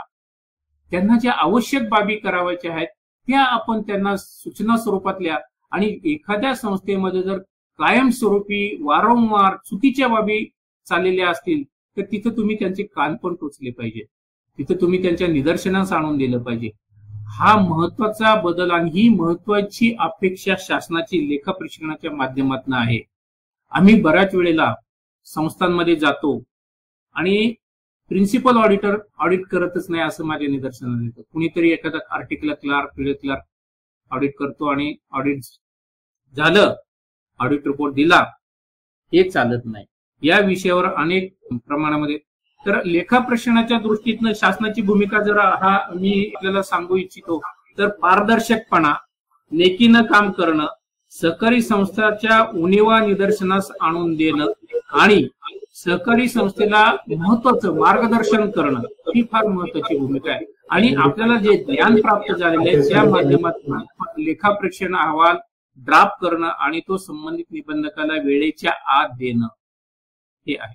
कारण 2013च्या सुधारणेमध्ये हेच शासनाला अपेक्षित आहे का 4 महिन्यामध्ये लेखापरीक्षण पूर्ण करायचंय. सहकारी संस्थांनी पण हे लक्षात घ्या. मला बऱ्याच लोकांनी हा विचारलं 4 महिन्यामध्ये ऑडिट कसं पूर्ण होऊ शकतो. बाबा हो, तुमची नेमणूक ही 30 सप्टेंबरच्या अगोदर जी वार्षिक सभा होती त्याच्यामध्ये होते. मग 30 सप्टेंबर ते 31 जुलै हा कालावधी 9 महिन्याचा आहे पूर्ण. बरोबर आहे. तुम्ही त्यांना कन्सेंट 1 महिन्याच्या आत द्यायची. 8 महिने तुम्हाला लेखापरीक्षणासाठी मिळतात. मग 8 महिन्यामध्ये तुमच्याकडे जेवढ्या संस्था आहेत त्या संस्थांचं लेखापरीक्षण पूर्ण करायचंय. मग त्याच्यामध्ये तुम्ही टप्पे पाडा. टप्पे काय पाडता येतात का तुम्हाला 6 महिन्याचं लेखापरीक्षण अगोदर करता येतं. 6 महिन्याचं किंवा क्वार्टरली तुम्ही घेतलं तर त्याच्यावर तुमचं जुलैपर्यंत तुमच्याकडे जेवढ्या संस्था असतील, आता कायद्यामध्ये तेही टाकून दिलेलं आहे का ज्या संस्थांचं वसूल भागभांडवल 1 लाखाच्या पुढे आहे अशा 20 संस्था तुम्हाला घ्यायच्यात. 1 लाखाच्या खाली ज्यांचं वसूल भागभांडवल आहे त्याला मर्यादा नाही. बरोबर आहे. दुसरं मर्यादा त्याच्यामध्ये आहे का ज्या पतसंस्थांच्या ठेवी 10 कोटीपेक्षा जास्त आहेत अशा पतसंस्था तुमच्या क आणि ब वर्गातल्या सर्टिफाईड प्रमाणित लेखापरीक्षकाला करता येत नाहीत. 10 कोटीच्या पुढच्या नागरी पतसंस्था या प्रमाणित लेखापरीक्षकाला चार्टर्ड अकाउंटंटनी कराव्यात. 10 कोटीच्या पुढच्या 10 कोटीच्या खालच्या त्या सर्टिफाईड ऑडिटरनी कराव्यात. सॅलरी अर्नरच्या ज्या ठेवीची मर्यादा आहे ती तुम्हाला लागू नये. तुम्ही 100 कोटीची ठेवी असणारी सुद्धा सॅलरी अर्नर संस्था करू शकता. ही नियम 69 मधली अट आपण पाळली तर मला वाटतं त्याच्यामध्ये वावगं काय होणार नाही. आपल्या माहितीसाठी सांगतो, राज्यामध्ये 11,000 पॅनल ऑडिटर्स आहेत. राज्यातल्या 2 लाख संस्था आपण पाहिल्या तर 2 लाख भागिले 11,000 जर केले तर 18-19 संस्था प्रत्येकाला ऑडिटला येऊ शकतात. ही राज्याची परिस्थिती आहे. मात्र आम्ही आजही ओरड करतो का मला 20 पेक्षा जास्त संस्था घ्यायला शासनाने निर्बंध केलेला आहे. जर आम्हाला 18 संस्था जर प्रत्येकाला करता येतात तर मग मी 20 पेक्षा जास्त संस्था का घ्याव्यात. ठीक आहे, आता आमच्याकडे बरीचशी मागणी आलेली आहे का त्या 10 लाखात 1 लाखाची मर्यादा वाढवूया. ठीक आहे, आता जे अनायसेच आपल्याकडे सहकार कायद्याची सुधारणा थोडीशी होणार आहे त्याच्यामध्ये हा विचार आपण करणार आहोत का 1 लाखाची मर्यादा बऱ्याच आपल्या संघटनांनी दिलेला आहे का ती 10 लाख करावी, 15 लाख करावी. आयुक्तांच्या मान्यतेने आणि शासनाच्या मान्यतेने याच्यावर विचार विनिमय होऊ शकतो. मी आज तुम्हाला सांगत नाही काय होईल, पण विचार विनिमय होऊ शकतो. आपण शासनाकडे हे कुटप करू. 10 कोटीची जी मर्यादा आहे ती वाढवण्यासंदर्भातही आमच्याकडे संघटनांनी पाठपुरावा केलेला आहे. त्या बाबतीतही आपण त्याच्यामध्ये कॉग्निजन्स घेऊन शासनाला ते पाठवू शकतो. ते होईल त्यावेळेस हा पुढचा मुद्दा आहे. पण सद्यस्थितीत आपल्याला 2013च्या अमेंडमेंट प्रमाणे सहकार कायद्यामध्ये जे आहे ते 75 प्रमाणे नेमणूक करायची. 75 प्रमाणे नेमणूक करताना कलम 81 खाली जी नामतालिका तयार झालेली आहे त्याच नामतालिकेवरचा लेखापरीक्षक हा सहकारी संस्थांनी नेमायचा आहे. बऱ्याच वेळेला असं होतं का पतसंस्थांना किंवा इतर संस्थांना जी नामतालिका आहे ती माहितीच नसते. त्याच्यातही नियम 69 मध्ये आपण लेखापरीक्षकाचे अ, ब आणि क वर्ग केलेले आहेत. अ वर्गातल्या लेखापरीक्षकाने कुठली करायची, ब वर्गातल्या लेखापरीक्षकाने कुठल्या संस्था करायच्या, क वर्गातल्या लेखापरीक्षकाने कुठल्या संस्था करायच्या याच्या मर्यादा घालून दिलेल्या आहेत. बऱ्याच वेळेला याचं उल्लंघन होतं. त्या उल्लंघनाबाबत आमच्याकडे अनेक तक्रारी करतात, सभासद करतात, आपलेच भाऊबंद करतात. भाऊबंद याने प्रमाणित लेखापरीक्षक करतात. कवडेंनी 10 कोटीच्या पुढची संस्था केली. मग कवडेचा एखादा जॉनी दुश्मन असेल तो आयुक्त कार्यालयाला तक्रार करतो, बाबा यांनी 15 कोटीची संस्था केली. ह्या अशा तक्रारी प्राप्त होऊ नये म्हणून आपण मर्यादा पाळल्या पाहिजेत. कायद्यात आणि नियमात जे सांगितलेलं आहे आणि हे नुसतं ऑडिटरनी पाळणं महत्वाचं नाही. या सहकारी संस्थांनी पतसंस्थांनी आपले जे ठराव केलेले आहेत ते ठराव करताना आपणही पतसंस्थांना सांगितलं पाहिजे की मी या प्रवर्गातला अ, ब, क मधला कोणत्या कॅटेगरीमध्ये आपण बसतो त्याच्यातला आहे. मला एवढ्याच टाईपची एवढ्याच प्रकारची संस्था, याच प्रकारची संस्था, याच मर्यादेपर्यंत करता येते. हे नॉट ओन्ली संस्थांनी लक्षात घेणं पण ऑडिटरनी सुद्धा हे लिहून दिलं पाहिजे. मी तर असं म्हणेल इथून पुढे आपण त्याच्यातही सुधारणा करू. आपण ज्यावेळेस पतसंस्थाकडे किंवा इतर संस्थाकडे ज्यावेळेस संमती पत्र देऊ किंवा मागणी करू त्यावेळेस आपण क्लिअर कट आपल्या पत्रामध्ये म्हटलं पाहिजे मी 1 लाखाच्या पुढच्या 20 संस्था घेणार नाही किंवा मी घेतलेल्या नाहीत, माझा ठराव करण्यात यावा. मी 10 कोटीच्या पुढची पतसंस्था घेतलेली नाही, माझा ठराव करण्यात यावा. हे झालं तुमचं मागणी पत्र. वार्षिक सभेमध्ये पुटअप करतात काही संस्था, मी वाचतो ठराव. 4 सर्टिफाईड ऑडिटरचे किंवा सीएचे ठराव आलेले असतात, त्याच्यातनं संस्था चॉईस करते कुणाला द्यायचं कुणाला नाही द्यायचं ते. मग हे डिमांड करताना हे पथ्य आपण पाळलं पाहिजे. आपण कुठेही पाळत नाही. काही संस्थांमध्ये किंवा काही ऑडिटरचे आमच्याकडे जे कन्सेंट लेटर येतात त्याच्यामध्ये फार चांगल्या पद्धतीने हे करतात. काही संस्था सुद्धा लेखापरीक्षकाला ज्यावेळेस तुमची अपॉइंटमेंटची ऑर्डर देतात त्याच्यामध्ये सुद्धा या सर्व टर्म्स कंडिशन टाकलेल्या असतात. त्यांचं मी अभिनंदन करतो, कारण खरोखर त्यांना कायद्याची माहिती झालेली आहे. पण ज्यांना कायद्याची माहिती कमी आहे, कायद्याची माहिती सर्वांनाच आहे, पण कायद्याची माहिती ज्यांना कमी आहे त्या या माध्यमातून मी तुम्हाला सांगू इच्छितो का संस्थांना तुम्ही गाईड करा का या प्रकारची संस्था मला करता येते, त्यामुळे माझा ठराव करावा, अन्यथा माझा ठराव करू नये. बरोबर आहे, कारण हे सांगणं आपलं काम आहे. कारण आपण ऑडिटर आहे. मी प्रत्येक वेळेला म्हणतो संस्थेच्या अकाउंटंटपेक्षा माझा ऑडिटर हुशार पाहिजे.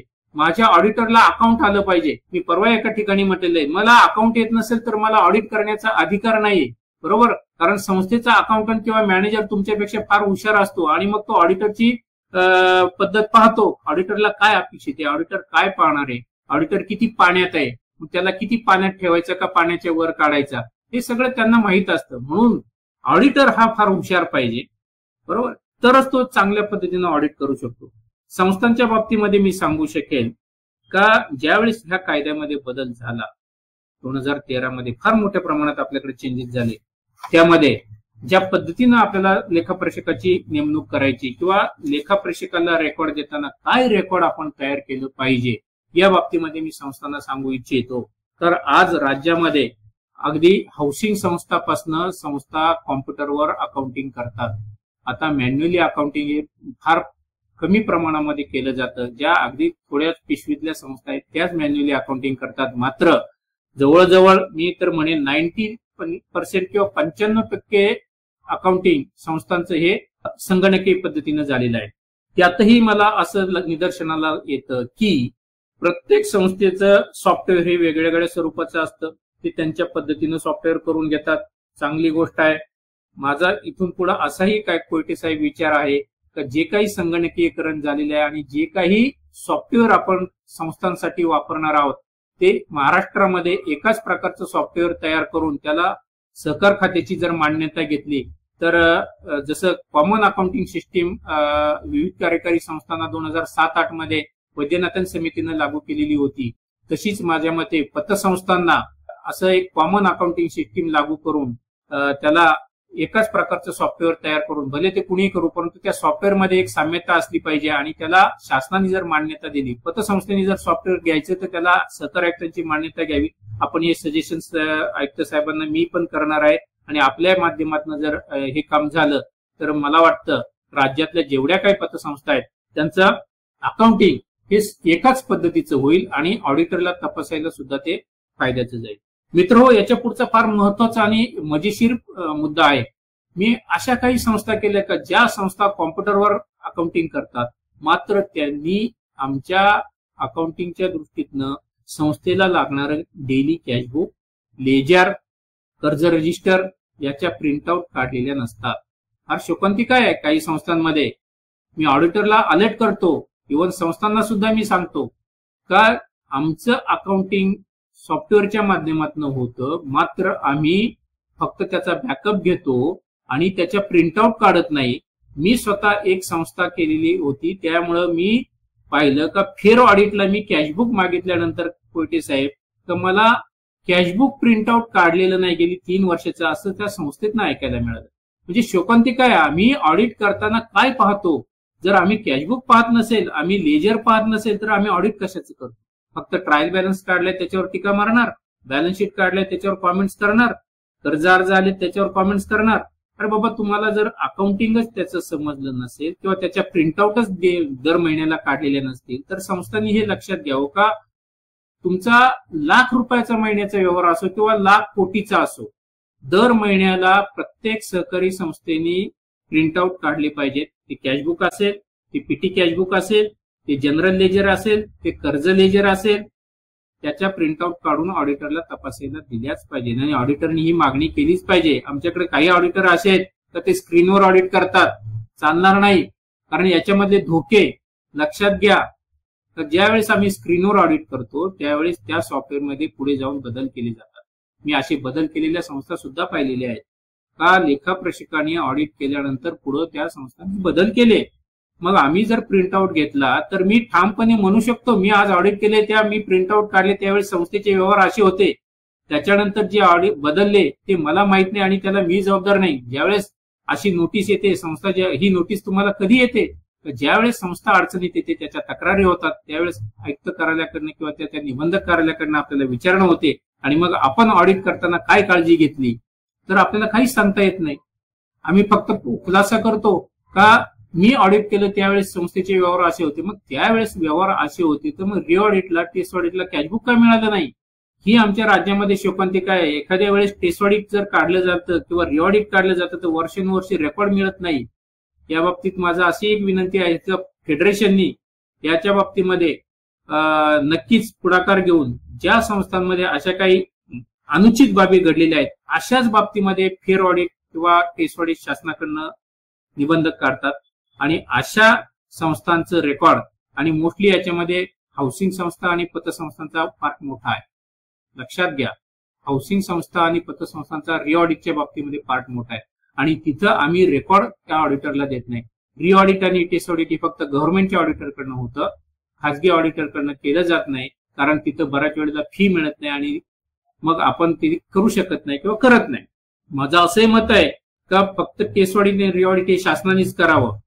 आपण सक्षम असला तर निबंधकांनी आपली पण ऑर्डर काढावी. त्या बाबतीमध्ये योग्य तो विचार करून काढायला काही हरकत नाही. काय कायद्यामध्ये म्हटलेलं नाही का टेस्ट ऑडिट रिऑडिट हे शासनानेच करावं. बरोबर आहे. आपल्याला जर चांगल्या पद्धतीनं ते निदर्शनाला आणून द्यायचं असेल निबंधकाला तर आपणही करायला काही हरकत नाही. काही संस्थांच्या बाबतीमध्ये होते आमच्याकडे रिपोर्ट येतात तर ते सर्टिफाईड ऑडिटरला दिलेलं आहे, चांगली गोष्ट आहे. तर या बाबतीमध्ये मी म्हणाल का लेखा परीक्षणाच्या दृष्टीनं प्रत्येक संस्थेने आपले आर्थिक पत्रक 45 दिवसाच्या आत तयार करणं फार महत्वाचं आहे. बऱ्याच संस्थांना हे माहीत नाही, बऱ्याच संस्था हे अडॉप्ट करत नाही. ठीक आहे आता हा कोरोनाचा 2 वर्षाचा कालावधी होता त्याच्यामध्ये विस्कळीतपणा झाला. शासनाने आपल्याला 2 वेळा मुदतवाढ दिलेली आहे. कलम 75 मध्ये कलम 81 मध्ये नियम 69 मध्ये जे बदल केलेले आहेत ते या 2 वर्षासाठी लागू होते. आता 21-22 साठी अजून शासनाने काय निर्णय घेतलेला आहे मला माहित नाही, परंतु आपला सहकार कायदा काय सांगतो का 45 दिवसाच्या आत आम्ही आर्थिक पत्रक तयार केली पाहिजे. त्याला संचालक मंडळाची मान्यता घेतली पाहिजे आणि ती लेखा परीक्षकाला सादर केली पाहिजे आणि लेखा परीक्षण झाल्यानंतर आमचा ऑडिट रिपोर्ट हा त्याच वार्षिक सभेमध्ये अवलोकनार्थ ठेवला पाहिजे, त्याच्यावर विचार विनिमय झाला पाहिजे. ही महत्वाची तरतूद सहकार कायद्यामध्ये झालेली आहे. राज्य शासनाला हे अपेक्षित आहे का माझा 2021चा ऑडिट रिपोर्ट हा 2021च्या वार्षिक सभेमध्ये वाचला गेला पाहिजे. याच्या अगोदर असं नव्हतं. बऱ्याच वेळेला संस्थांचे ऑडिट रिपोर्टच ठेवले जायचे नाहीत आणि मग संचालक मंडळ त्याचे ठराव करून कधीतरी वार्षिक सभा झाल्यानंतर त्याचा ऑडिट करून यायचे. परंतु हा शासनाची भूमिका याच्यामध्ये आहे का वेळेत सभासदांच्या निदर्शनाला आपल्या संस्थेचं पारदर्शकपणा आपल्या संस्थेची वस्तुस्थिती आर्थिक परिस्थिती ही लक्षात येण्यासाठी इमिजिएट ती आपल्या निदर्शनाला आणून देण्याचं काम शासनाने केलेलं आहे.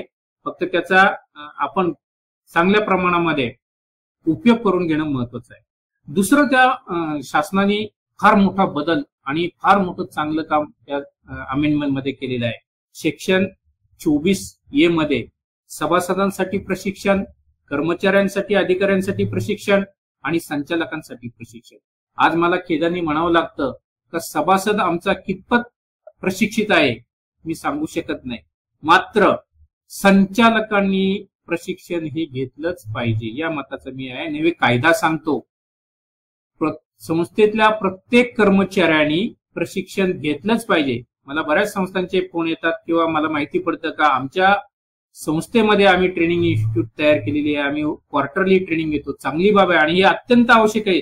वेळोवेळी कायद्यामध्ये झालेले बदल, परिपत्रकाच्या स्वरूपात झालेले बदल, अकाउंटिंग पॉलिसीच्या स्वरूपात झालेले बदल, इन्कम टॅक्सच्या दृष्टीनं झालेले बदल यामध्ये जर आपल्याला माहिती पाहिजे असेल तर आमचा संस्थेचा कर्मचारी हा प्रशिक्षित असला पाहिजे. कारण मी म्हणतो संचालकांपेक्षा कर्मचारी हा फार महत्वाचा आहे. कारण संचालक हे पॉलिसी मॅटर ठरवतात आणि त्या पॉलिसीची अंमलबजावणी हे संस्थेचे अधिकारी आणि कर्मचारी करतात. संस्थेचा संचालक हा संस्थेचा विश्वस्त आहे. तो दैनंदिन कामकाजावर नियंत्रण नाही ठेवू शकत आणि त्यांचं काम एकच आहे का त्यांनी पॉलिसी ठरवायची आणि त्याची अंमलबजावणी संस्थेने करायची. मी हेही म्हणेल का संचालक मंडळांनी असंही करावं का आजच्या मीटिंगला घेतलेला निर्णय पुढच्या मीटिंगला तो अंमलात आणला गेला का नाही याचं अवलोकन प्रत्येक संचालक मीटिंग मध्ये झालं पाहिजे. मला परवा एका संस्थेने सांगितलं, अहो आम्ही संचालक मंडळाच्या मीटिंग मध्ये आमचा सचिव काहीच ठेवत नाही. अरे मग म्हटलं तुम्ही विश्वस्त कशासाठी झालात? काल आमच्याकडे 4 लोक माझ्याकडे आली होती. अहो आमचा चेअरमनला सही करता येत नाही, तो अडाणी आहे आणि मग आमच्या सचिवांनी तिथं 12 लाखाचा गैरव्यवहार केलेला आहे. मग हे दुर्दैव आहे आमचं का आमचा संचालक आमचा चेअरमन हा हुशार पाहिजे, बरोबर आहे. आणि जर तो हुशार असेल तर आमची संस्था चांगली चालू शकते. अदरवाईज जर कर्मचाऱ्यांनी संस्था चालवली आणि कर्मचाऱ्यांनी आमच्या संचालकांचं जर आपण त्याला काय म्हणतो जर हे पाहिलं तर ती संस्था मला वाटतं तेवढ्या पद्धतीने चांगली चालू शकणार नाही आणि ती निश्चितच अडचणीमध्ये येऊ शकतो. म्हणून कलम 24 नियम 23 प्रत्येक संस्थेने वाचा आणि त्याच्यामध्ये ज्या राज्य शासनाने 9 संघीय ट्रेनिंग इन्स्टिट्यूटला मान्यता दिलेली आहे अशा ट्रेनिंग इन्स्टिट्यूट कडनंच वारंवार ट्रेनिंग घेतलं पाहिजे. त्याच्यासाठी आपल्याला 68 मध्ये तरतूद केलेली आहे का राज्य संघीय संस्थेला शिक्षण निधी देणं किंवा शिक्षण निधीची तरतूद करणं, बरोबर. तरतूद करून प्रत्येक ट्रेनिंग देणाऱ्या संस्थेकडनं तुम्ही कुणाकडनंही घ्या ट्रेनिंग, पण ट्रेनिंग आम्ही संचालक मंडळाने घेतलं पाहिजे. आमचा संचालक जर हुशार असेल तर आम्हाला त्या संस्थेतले व्यवहार कळतात. कारण मी सांगतो का आमच्या संचालकाच्या पेक्षा आमचा मॅनेजर हुशार असतो, कारण आपण आपल्या त्या सीओवर मॅनेजरवर कर्मचाऱ्यावर भरोसा ठेवून आपली संस्था चालवत असतो. पण माझं असं मत आहे का माझ्या संस्थेचा प्रत्येक संचालक हा सुशिक्षित प्रशिक्षित आणि चांगल्या पद्धतीनं कामकाज करणार असावं, तर आम्हाला ही सहकार चळवळ पुढे नेता येते आणि चांगल्या पद्धतीनं ही सहकार चळवळ चालवता येते. दुसरा महत्वाचा मुद्दा आहे का बऱ्याच संस्थांचं रेकॉर्ड मिळत नाही, अनेकांना अनुभव येतात. तर कलम 80 जे आहे तर कलम 80 मध्ये आम्ही रजिस्ट्रारला अधिकार आहेत का त्या संस्थेचं रेकॉर्ड जप्त करण्याचा अधिकार आहे. मग आम्ही कलम 80 आताच आमच्याकडे साहेबांकडे विषय झाला का 80 ची कारवाई करूनही संस्थेचं रेकॉर्ड मिळत नाही, हे दुर्दैव आहे. मग रेकॉर्ड जातं कुठे? मग अशी संस्था खरंच ती चालण्या लायक आहे का? तिथले संचालक लायक आहेत का कामकाज करण्याला? ते सभासदांना चांगली सेवा देऊ शकतात का? सभासदांचा विश्वास प्राप्त करू शकतात का? नाही करू शकत. जर आम्ही एखाद्या ऑडिटसाठी मग ते टेस्ट ऑडिट असेल, रिऑडिट असेल, रेग्युलर ऑडिट असेल तर रेकॉर्डच देऊ शकत नाही तर मग तुम्हाला तिथं राहण्याचा काही अधिकार प्राप्त होत नाही. आम्ही विश्वस्त आहोत. आम्ही विश्वस्त म्हणून आमच्या कर्मचाऱ्यांकडनं कामकाज करून घेतलं पाहिजे आणि सभासदांप्रती आम्ही जर चांगली भावना ठेवली तर आम्ही आमची संस्था चांगली ठेवू शकतो. कारण सभासदांनी आपल्यावर विश्वास टाकून ही संस्था चालवण्याचा अधिकार आपल्याला दिलेला आहे. आपण फक्त विश्वस्त आहोत, मालक नाही. मालक तुम्ही आणि सभासद आहात. हे आपण जर कायमस्वरूपी लक्षात ठेवलं तर मला वाटतं या महाराष्ट्रातली कुठलीही सहकारी संस्था अडचणीत येऊ शकत नाही. अपवाद फक्त काही बाबीमुळे जर अडचणीत आली तर त्याला पर्याय नसतो, नॅचरल कॅमिटी असेल किंवा काय असेल. परंतु आमच्या कृत्यामुळे जर एखादी संस्था अडचणीत येत असेल तर मला त्या संस्थेवर विश्वस्त म्हणून राहण्याचा अधिकार नाही. मी स्वतःहून त्या यंत्रणेतनं बाहेर पडावं असं मी अपेक्षित करतो. त्यामुळं आम्हाला कायद्याने कारवाई करावी किंवा काय हे अपेक्षित नाही. असं ज्या कायद्यातल्या तरतुदी आहेत ती मी तुम्हाला सांगितलंय. आता काय कोयटे साहेब मी याच्या अगोदर असंही म्हटले. साहेब जरा ते रिपीट करावं, मी विसरलो. आपण काहीतरी म्हटला होता कोयटे साहेब. मी 2-3 विषय आपल्या समोर मी आणखी 1-2-3 बाबी सर आपल्या निदर्शनास आणून देऊ इच्छितो. पहिली गोष्ट म्हणजे आपलं अभिनंदन याच्याकरता आम्ही जी अपेक्षा व्यक्त केली की लेखापरीक्षकांनी गाईड असलं पाहिजे, तो चुकी दाखवता कामा नये. तुम्ही सगळ्या लेखापरीक्षकांना सूचना दिलेली आहे की लेखापरीक्षक अहवालामध्ये संस्थेविषयी चांगल्या बाबी सुद्धा आपण निर्देशित कराव्या. आवश्यक आपण सुद्धा त्याचे चांगले गाईड आहात. आपण नियम 35 आम्हाला सांगितला, तर कलम 43 मध्ये सहकार खात्याकडून परवानगी घेण्याची सुद्धा तरतूद आहे हे सुद्धा आपण सांगितलं. अशा प्रकारचं गायडन्स सर आम्हाला पाहिजे आहे. त्याच्यामध्ये आपण एकच सॉफ्टवेअर असावं अशी सुद्धा जी सूचना केली.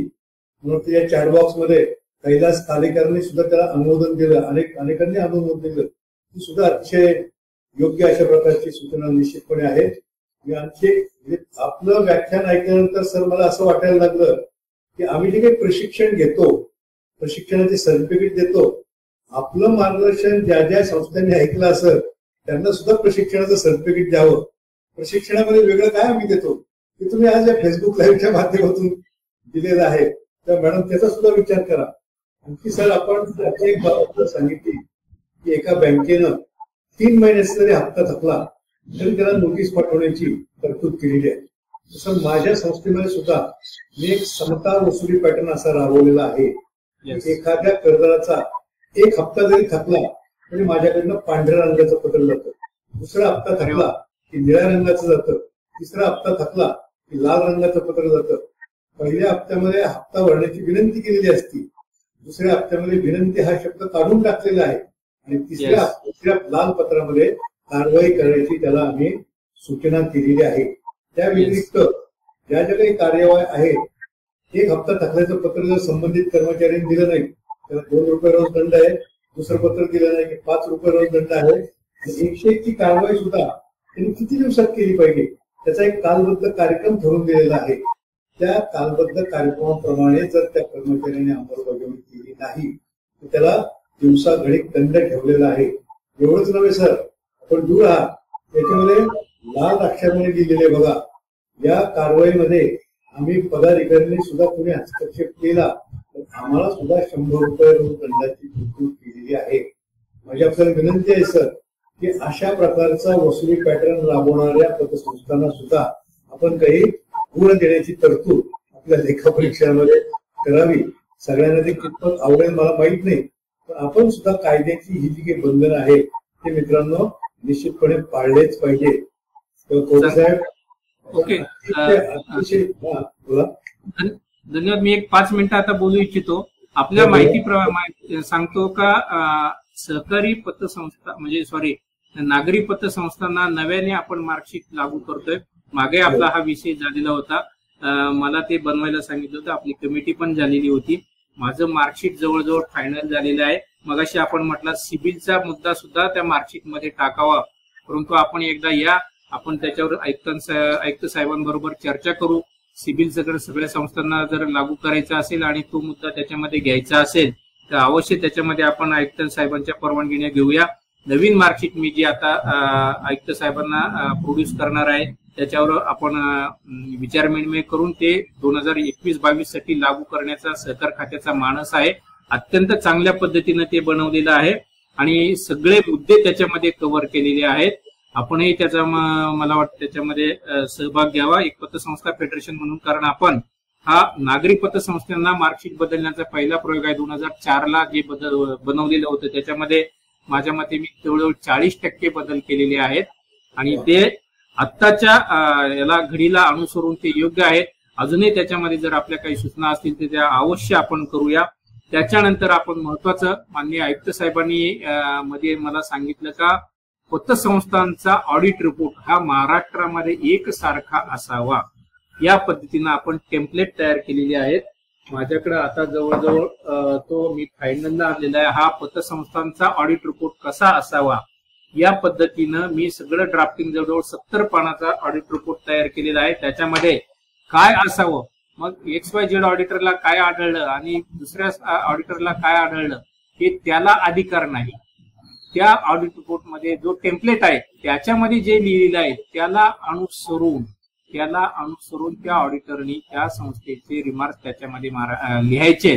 त्याच्यामुळं हाही आपण काही कालावधीमध्ये लागू करणार आहोत. हे 2 बदल नागरी पतसंस्थांच्या बाबतीमध्ये मान्य आयुक्तांच्या सूचनेनुसार आपण तयार केलेले आहेत.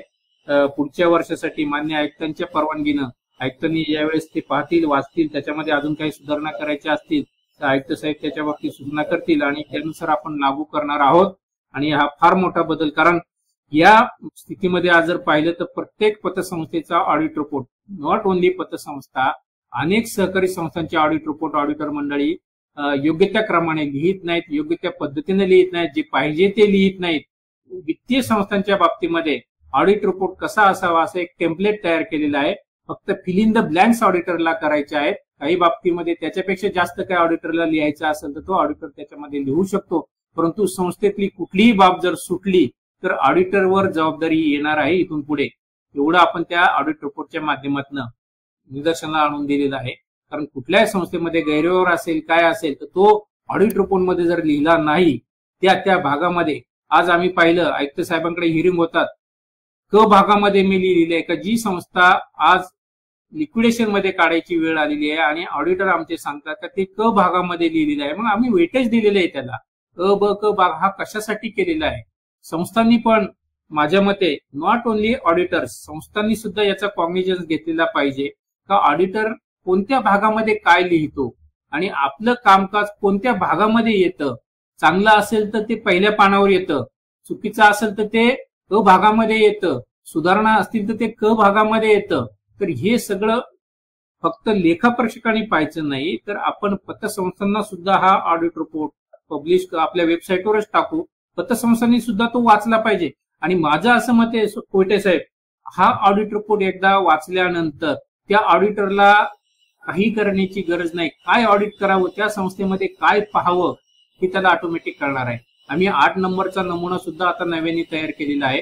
जसा तो बँकांना होता किंवा सॅलरी अर्नर्सला होता त्या पद्धतीनं पण आपण तो तयार करण्याचा प्रयत्न केलाय. तोही लागू करणार आहे. बाकीचे फॉर्म तो 1 नंबरचा जुनाच आहे. मात्र हा अतिशय चांगल्या पद्धतीचा ऑडिट रिपोर्ट आपण नागरी पतसंस्थांसाठी लागू करतोय. पुढे विकाला करणार आहे, सॅलरी अर्नर्सला करणार आहे, टप्प्याटप्प्याने एक सहकार खातं करणार आहे. कारण आयुक्त साहेबांचे ते फार मोठं ध्येय आहे का राज्यातल्या सहकारी संस्थांचं संपूर्ण लेखापरीक्षण हे ऍट अ ग्लान्स आणि एका रिपोर्टमध्ये लक्षात आलं पाहिजे. कुठल्या बाबीला किती वेटेज द्यायचं, कुठल्या बाबीला कमी वेटेज द्यायचं, कुठल्या बाबीला सगळ्यात चांगलं वेटेज द्यायचं, हे सगळं त्याच्यामध्ये आपण निदर्शनाला आणून दिलेलं आहे.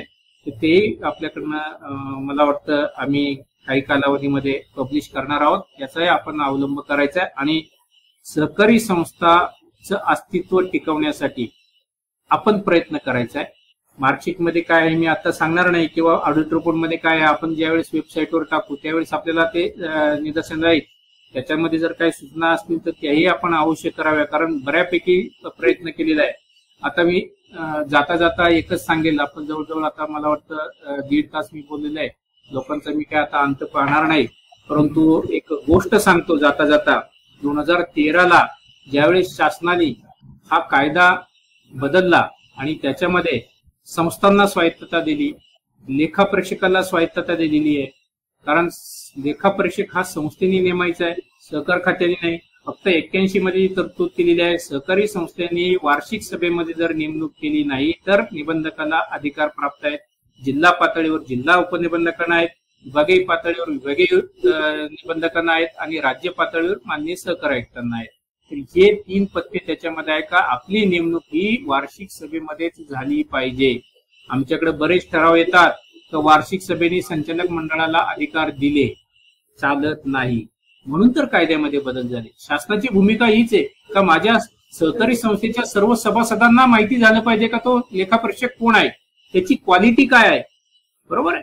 हे सगळं संस्थेने पथ्य पाळली पाहिजेत. त्या पद्धतीनं संस्थेने आपला लेखापरीक्षक नेमणूक केली पाहिजे आणि त्या ऑडिटरनी त्या पद्धतीनं त्या संस्थेचं लेखापरीक्षण करून सभासदांप्रती निष्ठा राखून त्या संस्थेचं लेखापरीक्षण करायचंय. जेणेकरून शासनालाही त्या संस्थेवर कारवाई करण्याची इच्छा नाही पण पर्यायाने ती करावी लागते. माझं असं मत आहे कोयटे साहेब, संस्थेवर कारवाई केली म्हणजे संस्था दबते किंवा काय असं नाही. का कारवाई केली म्हणजे संस्थेचं कामकाज सुधारतं. आपण डॉक्टर गेल्यानंतर इंजेक्शन घेतल्यानंतर काय होतं, आपली तब्येत सुधारते. बऱ्याच लोकांना असं वाटतं ऑडिटरनी काही गंभीर बाबी लिहिल्यानंतर आमच्या संस्थेला काय होईल का, असं नाही मित्र. ज्यावेळेस आपण गंभीर बाबी लिहिता त्यावेळेस शासनाकडनं त्या संस्थेला सुधारण्याबाबत मार्गदर्शन होतं, सुधारण्याबाबत कारवाई होते. ही संस्था डुबवण्यासाठी होत नाही. मात्र आपण जर त्या ऑडिट रिपोर्टच्या माध्यमातून जर काही निदर्शनाला आणून दिलं नाही शासनाच्या तर निश्चितच आपण त्या संस्थेचं लेखापरीक्षण करण्याला पात्र नाही असं मी म्हणेल. जाता जाता एकच सांगेल का हा जो विश्वास तुमच्यावर टाकलेला आहे त्याच्यात एक मी उदाहरण देईल. फार मजेशीर उदाहरण आहे, म्हणजे हा बोध घेण्यासारखं आहे. का एका जंगलामध्ये एक साधू असतो, तो बिचारा निष्पाप असतो, संन्यासी असतो, पण त्या गावामध्ये काही खोडकर मुलं असतात, ती म्हणतात त्या साधूचं आपण थोडस मजा घेऊया. मग ते जातात साधूची मजा घ्यायची. मग गेल्यानंतर एक असंच असतं, तर त्यांनी एका हातामध्ये एक पक्षी धरलेला असतो आणि तो पाठीमागा असं पाठीमागा हात धरतात, ते पाठीमागं एक पक्षी धरलेला असतो. ते परीक्षा घेतात साधूची. साधू महाराज सांगा माझ्या हातात काय आहे. खरंच या साधूला आत्मज्ञान आहे का नाही. साधू महाराज सांगा माझ्या हातात काय आहे. साधू महाराज सांगतात तुझ्या हातामध्ये पक्षी आहे.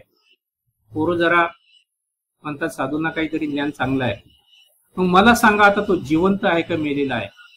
काय म्हणतात, साधूची परीक्षा घ्यायची, तो जिवंत आहे का मेलेला आहे. साधू हुशार असतो. साधू म्हणतो अरे बाबा मी जिवंत आहे असं म्हटलं तू त्याचा गळा मुंडकं दाबून मान दाबून तू त्याला मारशील, आणि मी मेलेलं आहे असं म्हटलं तू म्हणशील हा जिवंत आहे. मी जो निर्णय घेतलेला आहे, आणि वास्तविक मी हा लेखापरीक्षकासाठी सांगतो का संस्था टिकवायची का नाही, हे जसं संस्थेच्या हातामध्ये आहे, संस्थेच्या संचालकांच्या हातामध्ये आहे, लेखापरीक्षकाच्या सुद्धा हातामध्ये आहे. म्हणून आपण तो पक्षी जिवंत ठेवा, त्याला काय करायचं हे आपण बोध घ्यावा. तर कवडे साहेबांकरताच एक विनंती होती. त्या चॅट बॉक्समध्ये कमेंट आलेले आहे.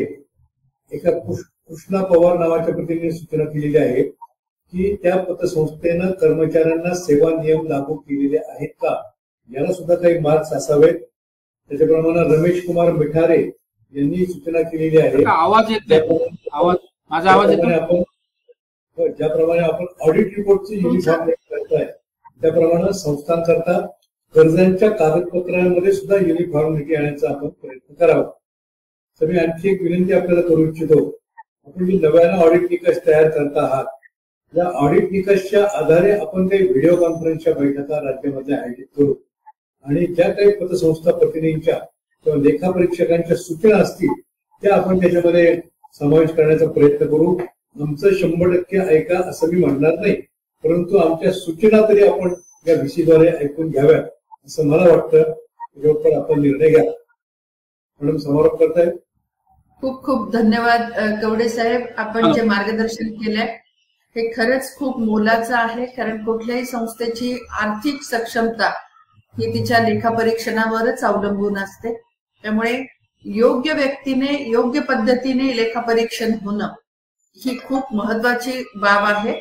आणि त्यासाठीच आपल्या काही शंकांसाठी आपल्या बरोबर ऑडिटर सुरेंद्र येवले सर आणि भास्करराव बांगर साहेब उपस्थित होते. आपण आम्हाला वेळ दिलात आणि मार्गदर्शन केलं.